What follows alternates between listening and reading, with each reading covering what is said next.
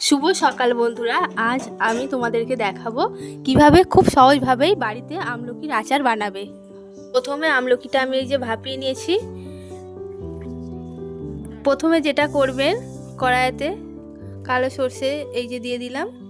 এটা ভালোভাবে একটু নাড়িয়ে নিতে হবে কড়াতে। একটু ভাজা ভাজা হয়ে গেলে এরপর আমি জিরা দিয়ে দিলাম।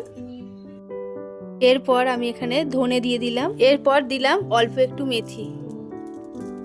তোমরা জানো কিনা জানি না, আচারে মেথি দিলে আচার অনেক দিন বেশি ভালো থাকবে।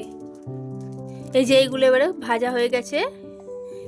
এরপর আমি এখানে মিক্সিতে আমি দিয়ে দিলাম এগুলো।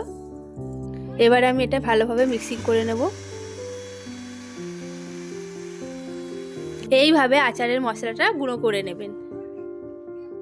আমলকিগুলো এখানে খুব সুন্দর সেদ্ধ হয়ে গেছে। আমি এবারে এগুলোকে ছোট ছোট করে ছাড়িয়ে নিচ্ছি।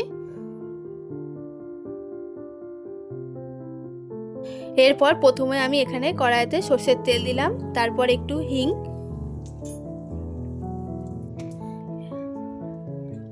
এরপর এখানে 1 চামচ হলুদ দিয়ে দিলাম।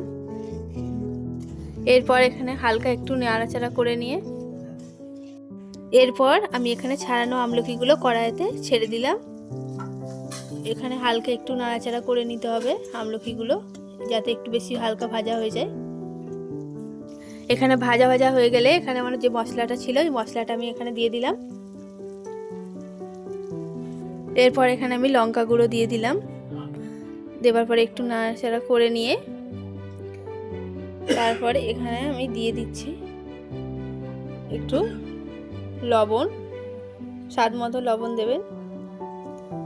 একটু বিট লবণ দিয়ে দিলাম।